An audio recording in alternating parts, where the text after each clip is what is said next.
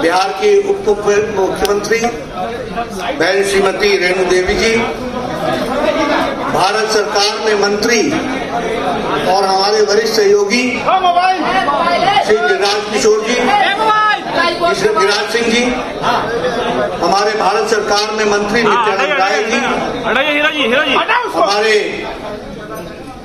बिहार सरकार में मंत्री और हमारे वरिष्ठ सहयोगी मंगल पांडे जी, सम्राट चौधरी जी, हमारे युवा काल के साथी श्री शाहनवाज हुसैन जी, हमारे यहाँ के लोकप्रिय सांसद और मेरे वरिष्ठ साथी जिनके साथ मुझे काम करने का मौका मिला, युवा काल में श्री रविशंकर प्रसाद जी, हमारे नितिन नवीन जी, अरुण सिंह जी जो हमारे राष्ट्रीय महामंत्री हैं, और आज के कार्यक्रम के सूत्रधार और हमारे वरिष्ठ साथी श्री संजय मयूख जी, भाई सुमित सिंह जी, बिहार सरकार में मंत्री, सम्मानित मंच, और यहाँ इतनी बड़ी संख्या में एकत्र आए बिहार के विभिन्न क्षेत्र के गांव से प्रतिनिधिगण जो गांव स्वराज में काम कर रहे हैं,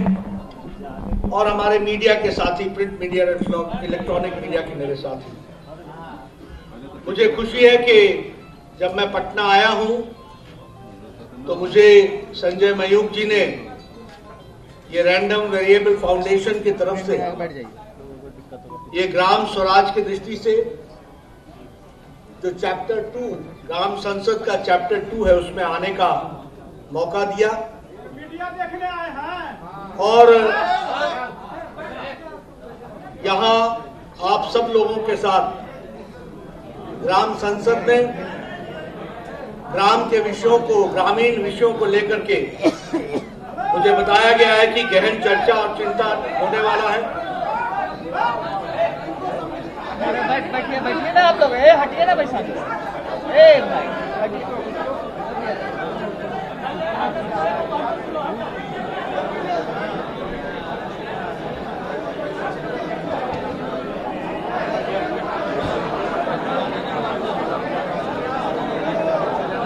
भाई से। हेलो मित्रों, ग्राम संसद के विषय पर हमारे ग्रामीण साथी जो पंचायत की ओर से विभिन्न इलाकों से आए हैं उनका अभिनंदन है, स्वागत है। मुझे मालूम है कि मीडिया के कैमरे के कारण आपको तंगी हो रही है, लेकिन मीडिया में मेरी तस्वीर आप देख लीजिएगा और आवाज मेरी आप खुद सुन लीजिए, और इसी तरीके से संतोष करके ये कार्यक्रम को अगर हम रूप दे देंगे तो अच्छा रहेगा। मित्रों, जहां तक ग्राम स्वराज की कल्पना के विषय है, हमारे बीच में भारत सरकार में ग्रामीण विकास मंत्री श्री गिरिराज सिंह जी हैं, वो आगे चल करके आपको बड़े विस्तृत और तफसील से बताएंगे।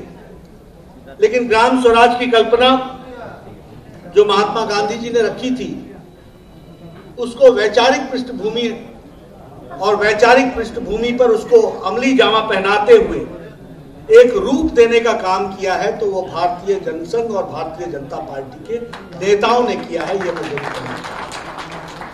चर्चाएं बहुत हुई, कभी कांग्रेस पार्टी ने कोऑपरेटिव फार्मिंग की बात की, कभी कांग्रेस पार्टी ने कलेक्टिव फार्मिंग की बात की, लेकिन किसान, गांव, गरीब की अंतरात्मा को पहचानने का जो विषय आया, उसमें कहीं ना कहीं उनकी सोच सतही तौर पर रह गई, और गांधी की कल्पना ग्राम स्वराज की, उसको साकार करने में वो असमर्थ रहे। लेकिन मैं ये गौरव के साथ कह सकता हूं कि हमारी विचारधारा, जिसकी उत्पत्ति श्यामा प्रसाद मुखर्जी ने एक मजबूत देश, एक राष्ट्र, एक देश में एक निशान, एक विधान, एक प्रधान की कल्पना को लेकर के मजबूत किया, तो वैचारिक पृष्ठभूमि पर हमारे दीनदयाल उपाध्याय जी ने एकात्म मानववाद और एकात्म मानववाद को का सरलीकरण जब हमारी सरकारें प्रदेशों में आई, फिर चाहे वो भैरव सिंह शेखावत की सरकार थी जो राजस्थान में आई, फिर चाहे वो वीरेंद्र कुमार सकलेचा की सरकार थी जो मध्य प्रदेश में आई, फिर चाहे वो हिमाचल प्रदेश में शांता कुमार जी के नाम से जानी गई सरकार आई।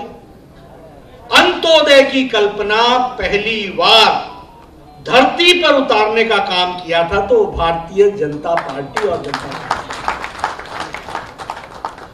और उसी को आगे बढ़ाते हुए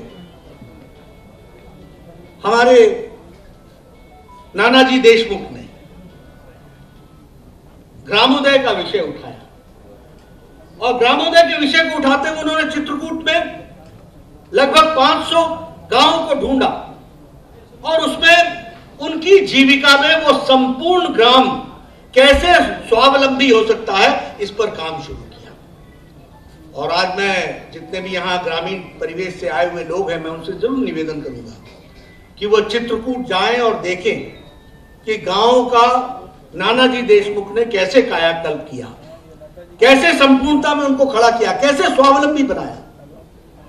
यह कल्पना हमको उन्होंने दी, और उसी को आगे बढ़ाते हुए हमारे भारत के यशस्वी प्रधानमंत्री श्री नरेंद्र मोदी जी ने इसको और सरलीकरण करते हुए समाज के वंचित, पीड़ित, शोषित, दलित, किसान, युवा, महिलाएं जो छूट गई थी, उनको मुख्य धारा में लाने का काम किया। और उन्होंने उस अंत्योदय को सबका साथ, सबका विकास, सबका विश्वास और सबके प्रयास में उसको रास्ता दिखाने का काम किया। यह हमको ध्यान में रखना चाहिए।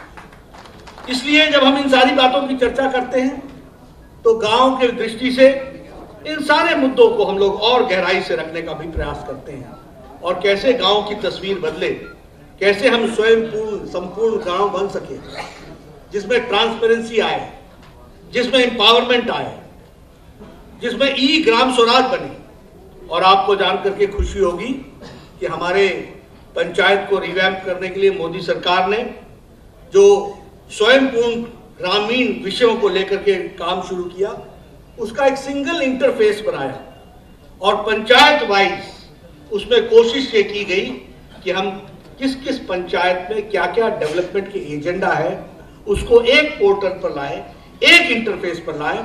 और हमारे मंत्री ग्रामीण विकास के गिरिराज जी दिल्ली में बैठ करके देश के सभी पंचायतों की तस्वीर अपने कंप्यूटर पर देखते हुए पता लगा सके कि कहां कहां क्या कमी है और किस किस चीज को कैसे ठीक करना है, इस काम को करने का। और इसीलिए इस बात को, जिसको हम कहते हैं कि पूरा करने के लिए आज मुझे खुशी है कि 2.63 लाख पंचायत के प्रोफाइल्स पोर्टल पर चढ़ चुके हैं।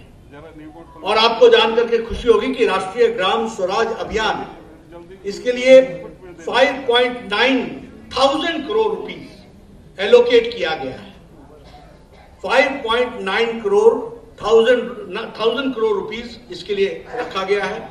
और इसमें जो हमारे इलेक्टेड रिप्रेजेंटेटिव्स हैं, जो 60 लाख हैं, और जो फंक्शनरीज हैं, जो स्टेक होल्डर्स हैं, उनको इस काम के साथ जोड़ा गया है। यह हमको ध्यान रखना चाहिए। मैं जब ग्राम विकास की बात करता हूं तो दो बातें आती। एक, जमीन से कैसे गांव की तस्वीर बदले, उसका प्रयास गांव के लोग करते हैं।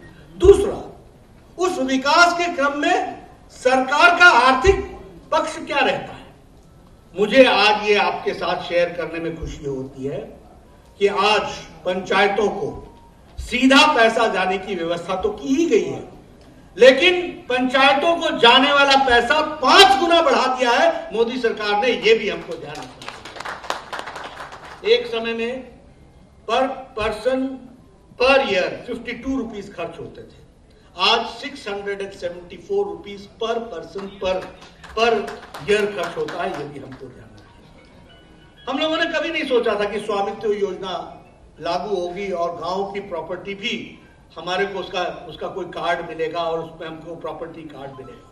गांव, आपको मालूम है, गांव एक इकट्ठा बस्ता है और उसमें किसी की प्रॉपर्टी को किसको या बैंक को दिखाना चाहें तो वो उसका उपयोग नहीं कर सकती। लेकिन आज मुझे खुशी है कि लगभग 1.5 लाख विलेजेस इसमें कवर हो चुके हैं, 85 लाख लोगों को प्रॉपर्टी कार्ड मिल चुका है और 41,236 गांवों में जा करके ये ड्रोन से स्वामित्व योजना के माध्यम से उनकी प्रॉपर्टीज को डिजिटली ले आकर के खड़ा किया है, जो एक बहुत बड़ा इंस्ट्रूमेंट, अस्त्र आपके सामने उसमें से निकला है। इस बात को भी हमको ध्यान रखना चाहिए। 2.2 करोड़ प्लॉट्स जो हैं वो इसमें डिजिटल हो गए हैं, ये भी हमको ध्यान रखना चाहिए। जहां तक ग्राम स्वराज अभियान स्कीम का सवाल है, मैं यहां पर यह भी आपसे कहना चाहूंगा कि 2022 से लेकर 2026 तक 5,911 करोड़ इसमें इंक्रीज किया गया है, ताकि हम ग्राम स्वराज के विषय को अच्छे से आगे बढ़ा सकें। एक बहुत अच्छी बात हुई है, वो है ग्राम पंचायत डेवलपमेंट प्लान। अभी तक क्या होता था? अभी तक ये होता था कि आपके पंचायत के डेवलपमेंट का प्लान होता था बीडीओ के पास, ब्लॉक डेवलपमेंट ऑफिसर के पास। वो आपके लिए प्लान करता और फिर बाद में जाकर के एसडीएम, डिस्ट्रिक्ट मजिस्ट्रेट उसमें पैसा एलोकेट करते थे।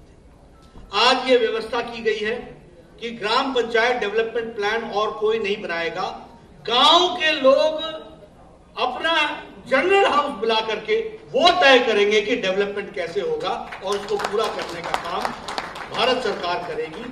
और जो हमारे 17 एसडीजी गोल्स हैं, जिसको हम लोगों ने 9 थीमों में डिवाइड किया है, उसको भी करने का काम हमारी सरकार ने अपने हाथ में लिया है, जिसको हम पूरा करने का प्रयास कर रहे हैं।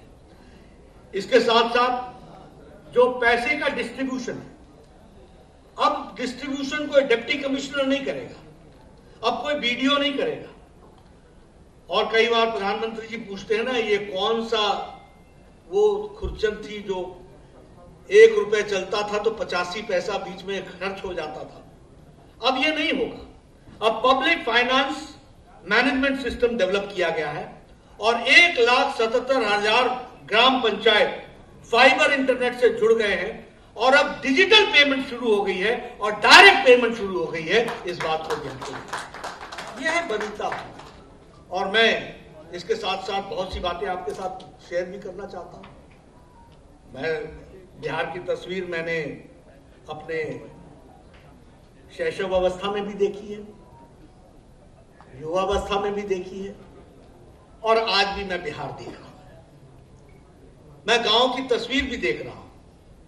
मैं कई बार लोगों से कहता हूं कि अगर हमें दक्षिण बिहार से उत्तर बिहार जाना पड़ता था तो समझिए कि आपका दिन गया, सप्ताह गया, पहुंचे नहीं पहुंचे, बच्चा बाबू का जहाज पकड़ोगे, महेंद्रू घाट जाओगे कि पहलेजा घाट जाओगे, कौन सा स्टीमर पकड़ोगे और कौन से हल्फे में जाकर के स्टीमर फिर लौट करके चला आएगा, और वो एलसीटी घाट पर न लग करके वापस कौन से घाट पर लगेगा, भगवान भरोसे। कभी बरौनी का रास्ता पकड़ो, कभी कहीं का रास्ता पकड़ो। ये गांधी सेतु भी मैंने अपनी नजरों से बनते हुए देखा। इसके पौवे, एक एक पौवे मेरे आंखों के सामने खड़े हुए, ये भी मैंने देखा। लेकिन आज अगर मुझे रक्सौल जाना हो, अगर मुझे मोतिहारी जाना हो, अगर मुझे चंपारण जाना हो, अगर मुझे कहीं और जाना हो, 4 घंटा, 5 घंटा, 3 घंटा ऐसे पहुंच जाते हैं। ये कैसे अंतर आया? ये अंतर है डेवलपमेंट, ये है कनेक्टिविटी। और एक नहीं, मैं तो कई बार कहता हूं, ये जो गंगा किनारे ब्रिज था, सुबह में आ रहा था तो मैं एयरक्राफ्ट से देख रहा था, मेरी बचपन की यादें ताजा हो गई।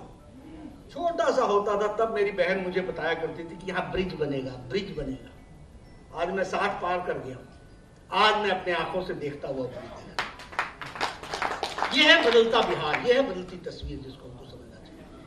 और गांव की अगर हम बात करें, लोग बहुत आसानी से ले लेते हैं, ग्राम स्वराज की बात करते हैं। मुझे याद है आज भी, जब मैं गाड़ी लेकर के शाम को चला करता था, गया से आया करता था, तो रास्ते में महिलाएं झुंड की झुंड शाम को और सुबेरे अपने दैनिक नित्य क्रम के लिए वो सड़कों पर आया करती थी। और जब लाइट गाड़ी की जला करती थी तो बेचारी रोड से किनारे हट जाती थी। ये भी हमने तस्वीर देखी है। आप सोचिए ना कि कैसा भारत था, कैसा बिहार था, जहां महिलाओं की को आजादी के नाम की चीज कहां थी। आज 11 करोड़ इज्जत घर बना करके मोदी जी ने 11 करोड़ परिवारों को और महिलाओं को आजादी दिलाई है। इस बात को भी हमको समझना है। 11 करोड़ जहां टॉयलेट बनते हैं तो 11 करोड़ घरों में बच्चे भी हैं। ये सब लोटा लेकर के राम मनोहर लोहिया ने पार्लियामेंट में कहा था, मुझे शर्म आती है कि कैसा भारत है, लेकिन उसको 11 करोड़ शौचालय इज्जत घर बनाने का काम प्रधानमंत्री मोदी जी ने किया।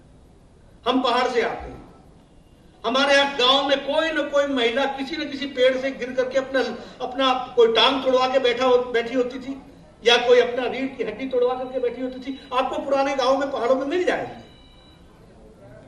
लेकिन आज गैस का चूल्हा, उज्ज्वला, अब पत्नियां भी बोलती हैं, टक से जलाती हैं गैस और चाय पिलाती है, और पतिदेव को बोलती है जाओ जाओ काम पर लगो काम। ये अंतर आ गया। ये है एम्पावरमेंट, जिसको हमको समझना चाहिए। प्रधानमंत्री ग्राम, मुझे यहां बताया गया 10,000 किलोमीटर की सड़कें प्रधानमंत्री ग्रामीण सड़क योजना में बनी है। 10,000 किलोमीटर। मैं गया हूं लखीसराय, मैं गया हूं समस्तीपुर, मैं गया हूं सारे इलाके। ट्रेन कहां छोड़नी पड़ेगी, कहां से झोला लेके चलना पड़ेगा, कहां जाना पड़ेगा, कहां टांगा मिलेगा, कहां रिक्शा मिलेगा, कहां फलाना मिलेगा। ये समस्तीपुर का सारा इलाका, ये कितना कटा हुआ इलाका था, दरभंगा का इलाका, ऐसे आगे तक आप चले जाओ तो समझो आप दूसरी दुनिया में पहुंच जाओ। 3 दिन बाद लौट करके पटना हो तो लगता था कि आ गए पहुंच गए। आज सड़कों का जाल बिछा हुआ है। किसने कल्पना की थी? 75 साल देश को हो रहे हैं, क्यों अटल जी का इंतजार करना पड़ा प्रधानमंत्री ग्रामीण सड़क योजना के लिए? और अटल जी के आने के बाद 10 साल यूपीए की सरकार ने प्रधानमंत्री ग्राम सड़क योजना को रोकने का काम किया, उसको फिर से तेजी दी तो नरेंद्र मोदी जी ने दिया। ये भी हमको, इसलिए we are the champions of development. हमको और हम किसी से सर्टिफिकेट नहीं मांगते। आंकड़ों पे आ जाओ, हम आपको चर्चा करने के लिए हम तैयार हैं। आ जाओ जब भी, जहां भी, जिस प्लेटफॉर्म पर। ये भारत की तस्वीर जो बदली है, इसको हमको समझना होगा। आज हम सब लोग यहां बैठे हैं, आज भी जो बाइडेन साहब मास्क लगा करके घूमते हैं। अमेरिका में, यूरोप में, किसी देश के नेता को देख लीजिए आप यहां सब लोग बड़े आराम से एक दूसरे से बड़े नजदीक बैठे हैं, और किसी के चेहरे पर मास्क नहीं देख रहा हूं मैं। ये सुरक्षा कवच 200 करोड़ वैक्सीन दे करके, मुफ्त वैक्सीन दे करके जो भारत को सुरक्षित मोदी जी ने किया, वो किसी ने नहीं किया। India is an example. मैं हेल्थ मिनिस्टर रहा हूं, प्रदेश का भी रहा हूं और देश का भी रहा हूं। भारत इज एन एग्जाम्पल, उदाहरण है अपने आप में। यहां मलेरिया की दवाई पहुंचने में 20 साल लग गए, यहां पोलियो की दवाई पहुंचने में 28 साल लग गए, यहां चिकन पॉक्स की दवाई पहुंचने में 30 साल लग गए, यहां पर जापानीज इंसेफ्लाइटिस, जापानी बुखार जो मुजफ्फरपुर के इलाके में होता है, उसकी बीमारी का इंजेक्शन पहुंचने में 100 साल लग गए। 1906 में जापान में इसका इंजेक्शन बना था। योगी जी 2006 में लेकर के गोरखपुर आए इस दवाई को। और यहां मोदी जी ने 2020 की जनवरी में कोरोना का पहला केस आया, अप्रैल में टास्क फोर्स बैठाया, और 9 महीने में एक नहीं 2 वैक्सीन बना करके भारत को एक तरीके से सुरक्षित किया, सुरक्षा कवच पहनाया। इसको बिल्कुल ध्यान रखना। ये सारी बातें मैं इसलिए कह रहा हूं कि 130 करोड़ का देश था, लाखों की संख्या का गांव है। अगर ये बीमारी, महामारी गांव में पहुंचती तो हमारी क्या तस्वीर रहनी थी? लेकिन 200 करोड़, मैं आपको बताना चाहता हूं, it is the fastest and the largest vaccination programme in the world. दुनिया में ये फास्टेस्ट और लार्जेस्ट वैक्सीनेशन प्रोग्राम हुआ है। 100 देशों को हम लोगों ने वैक्सीन दी है, 22 करोड़ वैक्सीन हमने उनको दी है। 48 देशों को मुफ्त दी है, 2.5 करोड़ के आसपास वैक्सीन। अब भारत लेने वाला नहीं हो गया, देने वाला बन गया। ये भी हमको ध्यान रखना, ये है जिसको हमको समझना चाहिए। और इसीलिए जब मैं ग्रामीण विकास की बात करता हूं, ग्रामीण परिस्थितियों, कभी सोचा था कि ऑप्टिकल फाइबर गांव में पहुंचेगा? हमारे रविशंकर जी इसके मंत्री रहे हैं, कॉमन सर्विस सेंटर के। पूछिए, लाखों के हिसाब से इन्होंने ऑप्टिकल फाइबर पहुंचा दी गांव में। एक नौजवान अब सीएससी कॉमन सर्विस सेंटर में आपकी सारी जरूरतों को पूरा कर रहा है। और संख्या मुझे आज याद नहीं है, लेकिन मेरे ख्याल से 3 लाख से ऊपर, 5 लाख गांव में ऑप्टिकल फाइबर पहुंचा दिया। 5 लाख सीएससी, 2 लाख गांव में 5 lakh CSC common service centre पहुंचा है। तो ये है बदलता भारत। जिसको हमको समझना चाहिए, युवाओं की आकांक्षाओं को पकड़ने वाला भारत। मुझे पूरा विश्वास है कि आप सब लोग इस ग्राम संसद में इन सारी चीजों की आप विश्लेषण भी करेंगे, चर्चा भी करेंगे, यथार्थ को अपने सामने रखने का प्रयास भी करेंगे और बदलते भारत में, बदलते हुए गांव की तस्वीर में हम अपने आप को उसमें समावेश करेंगे, उसको साथ लेकर के चलेंगे। यही मुझे कहना है। इन्हीं शब्दों के साथ आपने मेरी बात सुनी। बहुत बहुत धन्यवाद।